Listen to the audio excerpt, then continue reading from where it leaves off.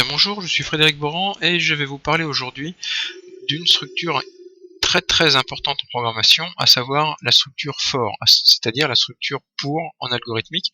C'est une structure qui va vous permettre de répéter un certain nombre de fois un traitement que vous allez placer entre deux accolades comme ça. Ici, donc, je vais simplement faire répéter une phrase. Alors comment je vais faire? Je vais lui dire au départ que mon indice, c'est-à-dire mon jeton, mon compteur, si vous voulez un compteur de tours, c'est exactement pareil, part classiquement de 1. Vous verrez qu'on part en général de 1 ou de 0. Dans mon exemple, on va partir de 1.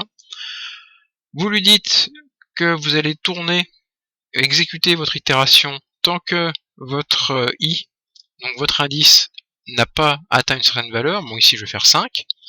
Et à chaque tour, vous modifiez la valeur du i de votre indice. Typiquement ici, on rajoute 1. Donc là, c'est la structure la plus classique que je vous ai faite. Une valeur de départ qui est 1, une valeur maximum qui est 5, bon 5, 6, ça on s'en fout, mais c'est vraiment une valeur classique, une valeur standard, et ce que l'on fait à chaque tour, à savoir qu'on rajoute 1 à i. Concrètement, ça va vous donner ça, itération 5 fois, le petit saut de ligne, et appuyer sur une touche pour terminer. Le petit saut de touche, c'est ce anti/n qui est là. Maintenant, pour que ce soit un peu plus clair, ce que je vais vous faire afficher ici, c'est la valeur de i.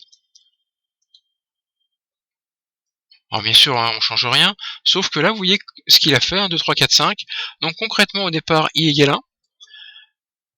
On affiche contrôle itération.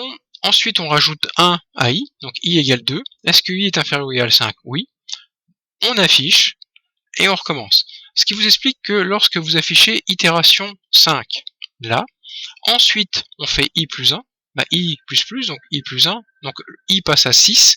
Est-ce que i est inférieur ou égal à 5? Non. Donc on n'affiche pas ça, on arrête et on vient travailler ici. Erreur classique. Il y a deux erreurs à éviter. La première, qui est vraiment fondamentale, qu'il faut vraiment ne pas faire, c'est modifier la valeur du i dans les accolades. Si vous êtes amené à modifier la valeur de i, c'est que typiquement, vous vous êtes trompé de structure itérative et que vous n'êtes pas dans la bonne structure. Si vous ne savez pas a priori déterminer combien de fois vous allez boucler, donc ici j'ai mis une valeur fixe, mais bon, ça peut être une valeur qu'on va saisir dans un text box. Si vous ne savez pas combien de fois vous allez tourner, c'est que vous n'êtes pas sur l'utilisation d'un pour. Dans ces cas-là, il faut aller voir du côté du while pour faire votre itération. Je ne vais pas vous faire la vidéo du while, donc la vidéo du while on la fera plus tard, mais sachez que ce qui différencie le pour du tant que, c'est-à-dire le for du while, c'est que dans un pour, cette valeur-là, elle est constante, elle est fixe, elle peut être saisie dans un text box, mais ça sera toujours une constante au final, et vous savez combien de fois vous allez faire ça. Si vous ne le savez pas, ce n'est pas un pour. Si vous êtes obligé de modifier le i qui est là, ici je l'affiche, je l'utilise, mais je ne le modifie pas. Si vous êtes obligé de le modifier, c'est que vous n'êtes absolument pas dans une structure pour, et que vous faites de la déstructuration, et ça, c'est à éviter absolument. Petite erreur classique sur le i.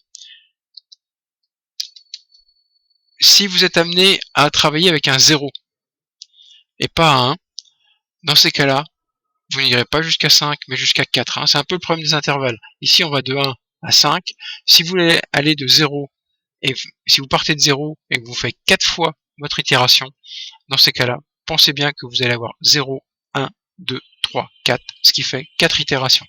Donc méfiez-vous, c'est quelque chose qu'on aura l'occasion de revoir ça. Quand vous faites des pour, si vous partez de 0, méfiez-vous, il faudra enlever 1 à la valeur maximum. Vous avez vu dans la présentation du for qu'on peut travailler aussi sur ce i là. On peut très bien mettre un i++ ou un i plus 2. Ici, vous aviez 5. Ici, vous pouvez très bien avoir par exemple i égale i plus 2. Et là, dans ces cas-là, on a 1, 3, 5. Bon, j'insiste pas là-dessus, mais la valeur qui est rajoutée à i, très classiquement, c'est souvent 1. Donc i égale i plus 1 ou i++, c'est exactement la même chose. Voilà, c'est à peu près tout ce qu'il faut savoir sur le for, de façon très basique. Après, on fera, vous ferez des exercices, je suppose, ou des cas où vous aurez des besoins de for un peu plus compliqués. Mais retenez vraiment ces structures. Une valeur de départ, une valeur d'arrivée, et le i++, si on rajoute 1 à i. Voilà, je vous remercie.